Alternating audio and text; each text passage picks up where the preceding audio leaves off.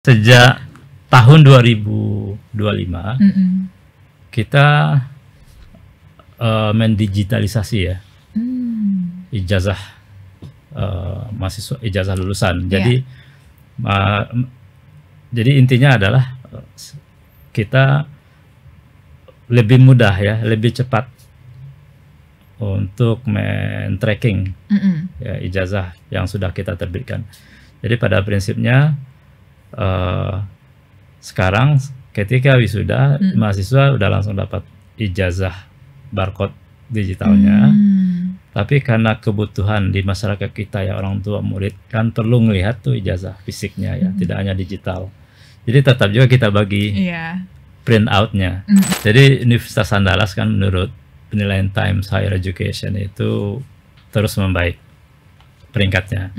Di Indonesia mulai dari nomor 12 tahun 2023, nomor 10 tahun 2024, nomor 8 tahun 2025. Universitas Andalas itu didirikan oleh Bung Hatta tahun 1956. Nah, Bung Hatta berpesan bahwa UNAN ini ada untuk mempertinggi kecerdasan bangsa.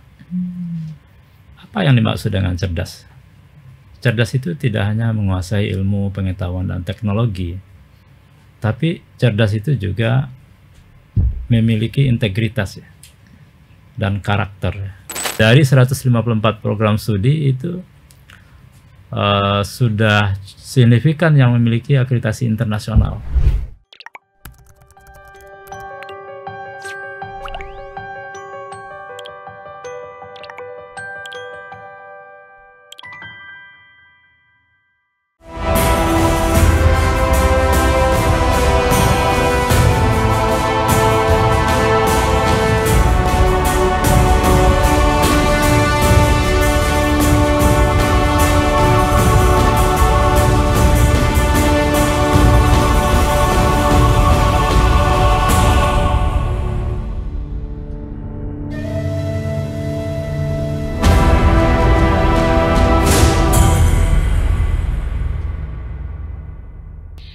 Tribuners, berjumpa kembali bersama saya Apvia Tiokonibili. Siapa di sini yang sedang menyaksikan podcast ini mahasiswa dari Universitas Andalas, atau mungkin yang sedang menyaksikan adalah alumni dari Universitas Andalas. Pas banget karena saat ini kita mau ngebahas mengenai Universitas Andalas yang ada di Sumatera Barat. Kita akan berbincang dengan Rektor Universitas Andalas, Bapak Eva Yunedi, PhD. Halo, selamat sore Pak. Sore. Ini lagi datang di studio Tribunnews Jakarta.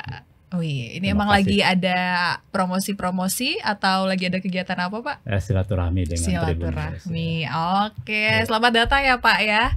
Ini kita menyambut dengan baik karena ini adalah salah satu tempat ya Pak ya untuk masyarakat mengembangkan potensi untuk nanti lulusnya mampu untuk mengembangkan Indonesia, perekonomiannya, berbagai bidang gitu Pak. Mau tahu nih Pak, dari Pak Eva Yunedi 2 tahun sudah menjadi rektor di Universitas Andalas.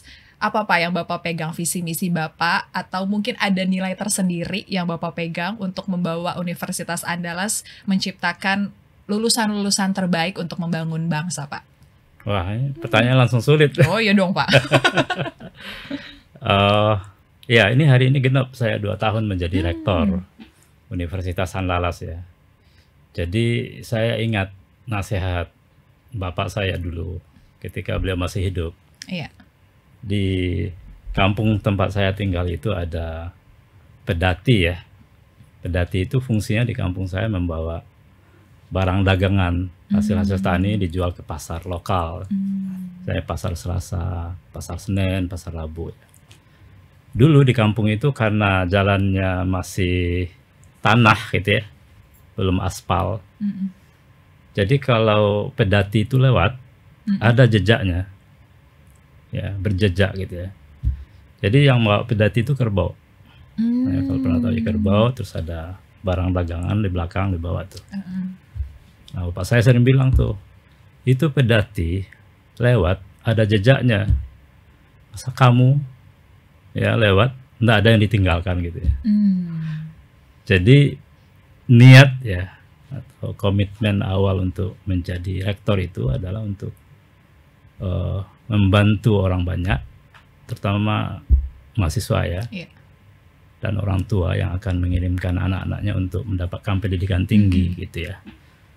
Artinya kita pertama visinya adalah meningkatkan kesejahteraan mahasiswa, kesejahteraan dosen, kesejahteraan tendik atau tenaga kependidikan. Nah, selama 2 tahun ini apakah sudah tercapai ya? Belum tercapai, ya, belum tercapai. Tapi kita bekerja ke arah sana. Misalnya untuk mahasiswa, saya sejak menjadi rektor itu mencoba membangun beberapa pendanaan kreatif. Ya, pertama mengembangkan dana abadi atau dana lestari universitas, sehingga dalam 3 tahun ini, 2 tahun terakhir ya, itu dana abadi sudah berhasil kita kembangkan. Hasilnya kita gunakan untuk beasiswa.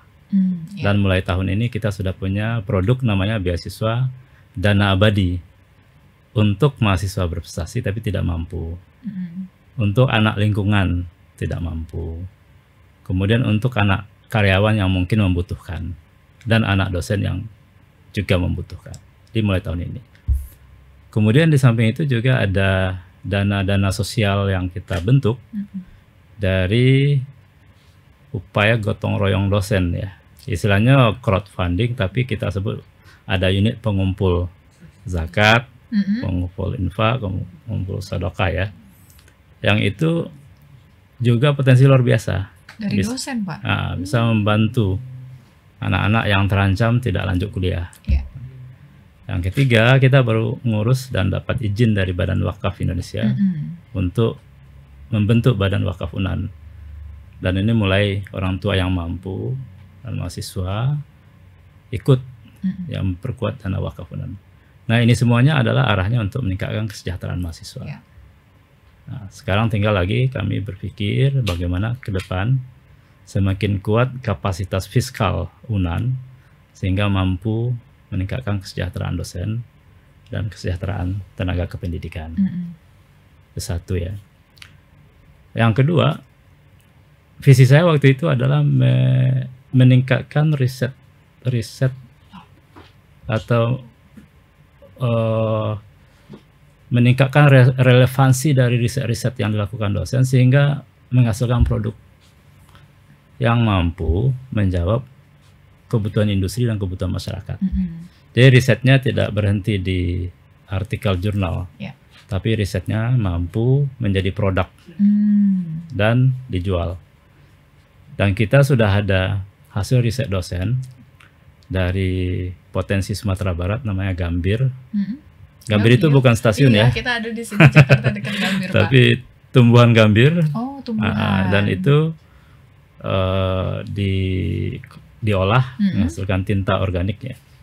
Dan tinta organik ini kita sebut dengan tinta merah putih yang kemarin pada pemilu 2024 menang tender untuk pengadaan tinta pemilu. Mensuplai 60% kebutuhan TPS seluruh Indonesia dan luar negeri. Apa spesialnya Pak dari organik? Organik karena dari tumbuhan dari itu tumbuhan, ya Pak ya. Selama ini kan impor dan ini lokal dan itu memberdayakan petani di Sumatera Barat ya, petani Gambir.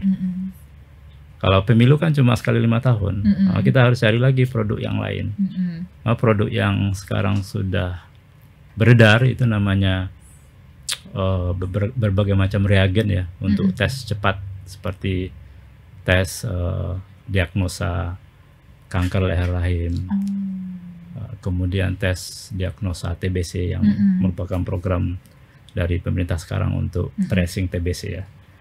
Jadi ada lebih 32 jenis produk yang sudah mendapatkan izin dari Kemenkes, terus sudah ada di elektronik katalog, artinya off-takernya bisa rumah sakit ataupun Kementerian Kesehatan atau Dinas Kesehatan untuk menggunakan produk hasil riset anak negeri, tidak impor, kandungan lokalnya tinggi, harga lebih bersaing.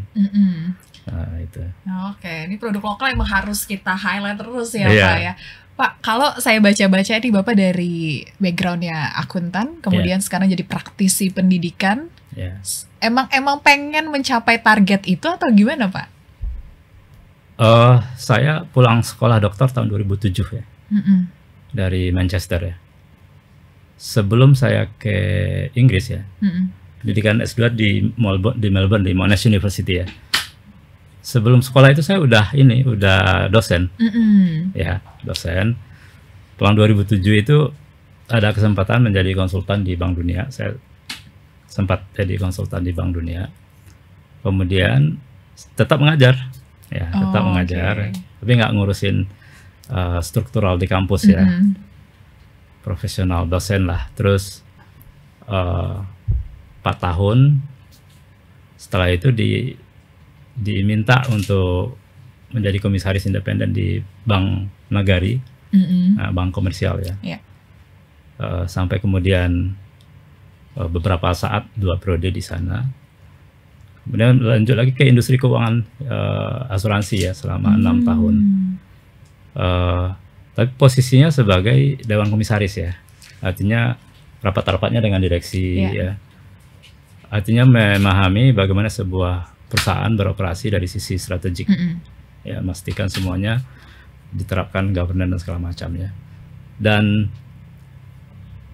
tapi di kampus saya tetap aktif ya, Mm-mm.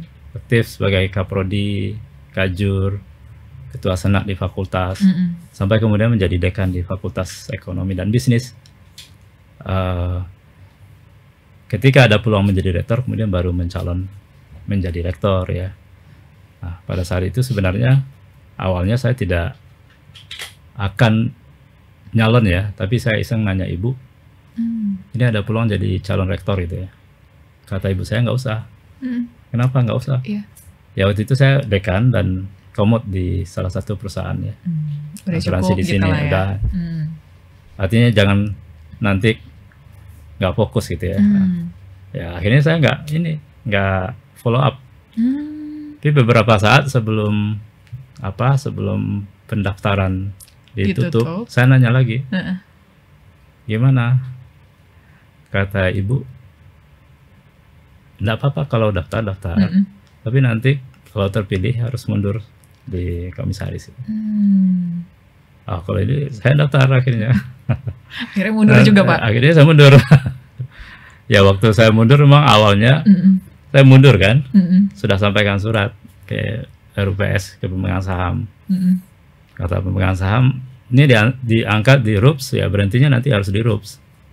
Sehingga ada jeda ya. Iya. Ada jeda ketika saya menyampaikan surat pengunduran diri dengan efektif tanggal pengundurannya. Oh. Jadi sebenarnya bukan saya pindah dari praktisi ke akademisi, tapi dari awal basic saya di kampus ya, banyak dapat penugasan di luar. Itu aja. Nah. Dari Universitas Andalas kembali ke Universitas Andalas, bahkan nomor 1 nih sekarang di Universitas Andalas. Iya. Pak, ini kan berarti Bapak juga udah mengajar, karena tetap ngajar terus ya Pak ya, selama kemarin kuliah di luar pun ngajar, jadi waktu sempat jadi komisaris juga tetap ngajar terus. Terjadi perubahan sekarang generasinya, ini kita udah Gen Z dan Gen Alpha yang akan masuk.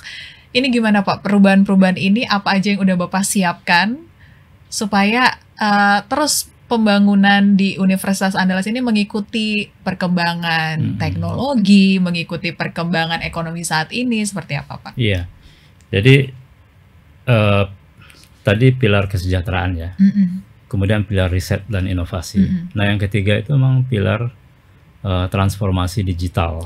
Nah, makanya program utama 2025 sampai 2029 itu memang transformasi digital untuk menambah produk dan layanan, dan juga memperbaiki layanan kita kepada stakeholders, khususnya mahasiswa ya. Nah transformasi digital ini tidak bisa tidak, dia wajib. Artinya mulai dari admission, dari mahasiswa baru sampai dia masuk enroll ya, dia bisa cross enroll, sampai dia aktif di proses perkuliahan dengan learning management system yang harus kita siapkan ya, sampai etik menggunakan AI. Kita terbitkan SK Rektor ya, panduan menggunakan artificial intelligence untuk tugas dan tugas akhir gitu ya, supaya tahu batasan mana yang etik, mana yang tidak etik gitu ya, dan supaya daya kritisnya tetap terjaga meskipun sudah menggunakan AI. Nah, jadi kita semua harus siapkan itu, dan itu memang salah satu kriteria sekarang. Kita harus agile ya, kita harus siap cepat beradaptasi dengan perubahan-perubahan ini kan. Jadi kami sudah luncurkan My Unan. Jadi ini sebuah super app di mana mahasiswa seluruh kebutuhannya tersedia di My Unan. Modul gitu-gitu ada di situ. Modul di iLearn ya. Kemudian untuk urusan-urusan administrasi akademik ya, sederhana saja contoh surat aktif kuliah misalnya, nggak perlu lagi datang ya. Nah, My Unan ini juga ada peran orang tua, maksudnya orang tua bisa memantau studi anaknya melalui super app My Unan tadi. Kemudian untuk dekat dengan masyarakat, kita ada My Unan Hub. Jadi Unan Hub ini UMKM, masyarakat di desa ataupun LSM, dia bisa menyampaikan masalah real yang mereka hadapi. Kemudian kita bisa turunkan para pakar kita untuk membantu dalam bentuk pengabdian kepada masyarakat. Di luar KKN itu ya Pak? Di luar KKN. Jadi ini bentuk dari corporate social responsibility universitas terhadap persoalan yang ada di masyarakat. Jadi nggak ada lagi pengabdian yang top down, tapi harus berangkat dari apa masalah real di masyarakat, kemudian kita turunkan tim yang ahli dan kompeten di bidangnya. Seperti kemarin kan dilaporkan bahwa ada satu desa belum pernah teraliri oleh air yang baik gitu ya. Kemudian tim kita turun sampai hari ini udah ngalir airnya, gitu kan. Itu dirasakan langsung manfaatnya oleh masyarakat, ya kan. Pernah juga di Mentawai, ya kan. Dia sudah bangun tempat ibadah tapi nggak ada listrik, nggak ada air. Akhirnya dengan solar panel kan, kita bantu akhirnya di tempat ibadah itu ada listrik, kemudian ada air. Jadi yang sederhana-sederhana begitu.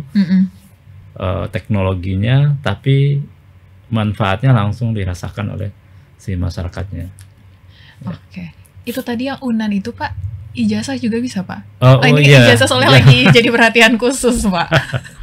Iya, sejak tahun 2025 kita mendigitalisasi ya ijazah mahasiswa, ijazah lulusan. Jadi intinya adalah kita lebih mudah ya, lebih cepat untuk men-tracking ya, ijazah yang sudah kita terbitkan. Jadi pada prinsipnya sekarang ketika wisuda, mahasiswa udah langsung dapat ijazah barcode digitalnya. Tapi karena kebutuhan di masyarakat kita ya, orang tua murid kan perlu melihat tuh ijazah fisiknya ya, tidak hanya digital. Jadi tetap juga kita bagi print outnya, tapi yang aslinya yang digitalnya itu, yang aslinya, artinya bisa langsung ditelusuri kayak barcode yang ada di ijazah. Ini ijazahnya benar nggak gitu ya, asli nggak? Nanti langsung terhubung dengan database kita dan akan terlihat si A, nomor BP sekian, kemudian IPK sekian, tahun lulus, tanggal lulus tertulis di situ langsung. Itu emang terobosan apa percontohan dari Kemendiktisayintek? Oh, sebenarnya bukan terobosan kita yang paling pertama. Sudah ada beberapa universitas sebelumnya. Sebenarnya waktu itu kenapa digitalisasi ijazah? Itu berangkat saya ketika mau wisuda ya, mahasiswa kan setahun itu ada sekitar 8.000 orang. Ini 8.000 tanda tangan basah kan ini ya di samping membutuhkan waktu yang lebih lama, konsistensi tanda tangan ya. Iya. Kemudian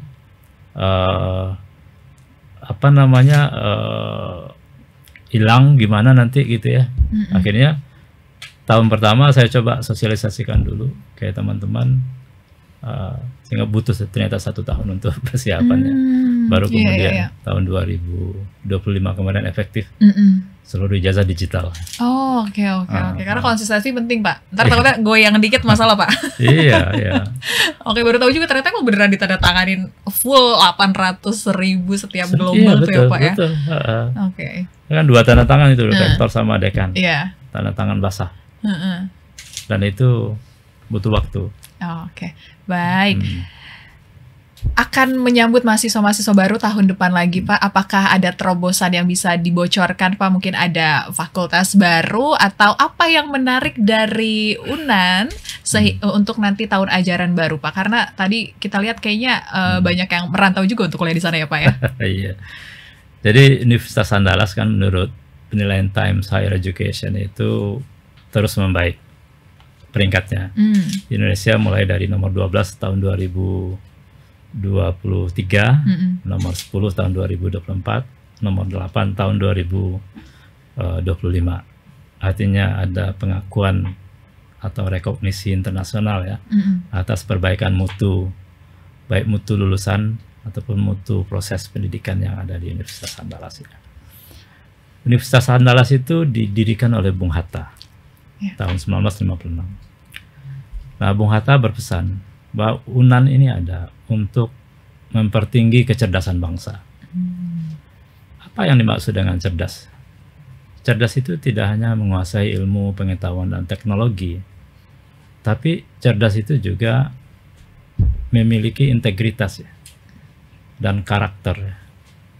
Makanya masuk ke UNAN ya, visi dan misi kita menyiapkan anak-anak tidak hanya cerdas dalam hal menguasai ilmu, pengetahuan, dan teknologi, tapi memiliki karakter ya Andalasian. Salah satunya jujur, berintegritas ya, kemudian empati ya, memiliki jiwa empati ataupun peduli ya, di samping membangun soft skill yang lainnya. Jadi datang ke UNAN di samping mendalami ilmu pengetahuan dan teknologi, datang ke UNAN juga hidup langsung dalam suasana Minangkabau, di mana banyak para founding father negara ini yang dibesarkan di alam yang indah dan cantik, dan makanannya juga enak-enak. Jadi tidak hanya untuk belajar nih ceritanya, tapi juga untuk culture ya, kuliner, hidup di Minang, dan mudah diakses. Dari Singapura cuma 40 menit ke Padang, dari Malaysia Kuala Lumpur cuma 55 menit ya, dari Jakarta 1,5 jam udah nyampe di kota Padang. Di samping memang akreditasinya sudah unggul institusi, dan dari 154 program studi itu sudah signifikan yang memiliki akreditasi internasional. Jadi standarnya pun kita angkat ya, standarnya standar internasional atau berkualitas internasional gitu ya. Jadi karena Bapak juga ngomongin culture ya Pak ya, rekomendasi dong Pak kalau misalnya buat yang mau lihat-lihat UNAN nih Pak, apa yang paling kayak Bapak rekomendasiin di sekitar UNAN Pak? Yang di sekitar UNAN? Atau makanan di kampus Pak? Wah banyak sekali sudut-sudut. Ya. Kalau mau ngopi enak ya. Nah ini mungkin jadi nostalgia ya Pak buat para alumnus Pak. Iya betul. Atau mau tahu cara bikin rendangnya enak gitu ya, kita punya fakultas teknologi pertanian. Kita ada summer course tentang kulineri Minangkabau ya. Atau cara berdagangnya orang Minang. Ada ilmunya sendiri Minangkabau Pak? Entrepreneurship ya. Ada summer course-nya itu. Jadi prodi-prodi yang sangat tinggi peminatnya di Andalas itu, pertama kedokteran. Ya. Itu dulu sebelum gempa 2009 itu mahasiswa dari Malaysia itu banyak sekali yang datang untuk belajar kedokteran di UNAN. Jadi kedokteran itu termasuk tinggi peminat. Hukum itu, FISIP, ya. Kemudian kedokteran gigi, kedokteran gigi ya. Farmasi, kita punya 15 fakultas. Itu rata-rata memang peminatnya cukup tinggi ya. Tahun 2025 ini yang berminat masuk UNAN totalnya 80.800 orang lebih. Yang diterima? Yang diterima 8.000. Banyak banget. Jadi kita himbau anak-anak ya datang ke UNAN. Anda akan dapatkan pengalaman, tidak hanya pengalaman menuntut ilmu dan pengetahuan serta menguasai teknologi ya, tapi juga pengalaman untuk besar ya, di daerah Minang ya, dan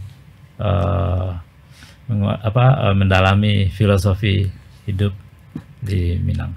Oke, ternyata ada ilmu tersendiri nih kalau mau mempelajari tentang perminangan nih, langsung aja bisa main-main dulu, lihat-lihat dulu ya Pak kali ya kalau mau masuk di Universitas Andalas. Baik, terima kasih Bapak sudah mampir ke Tribun. Mungkin nanti kita berkesempatan juga untuk mengunjungi kampus besar banget kalau saya lihat video-videonya Pak. Oh, ini paling terakhir Pak sebelum kita tutup Pak. Mungkin ada 2 kata, 3 kata. Kalau saya sebutin Universitas Andalas, Bapak langsung sebutin ya Pak. Apa tuh kata yang paling nyantol di pikiran Bapak saat ini? Universitas Andalas adalah untuk kejayaan bangsa. Asik. Itu moto kita. Oke.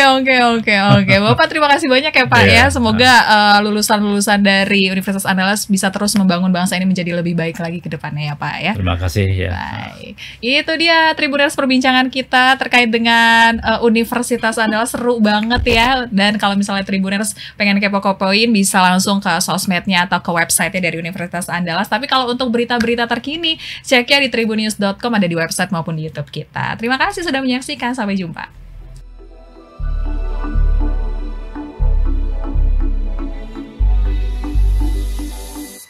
Terima kasih sudah nonton. Jangan lupa like, subscribe, dan share ya.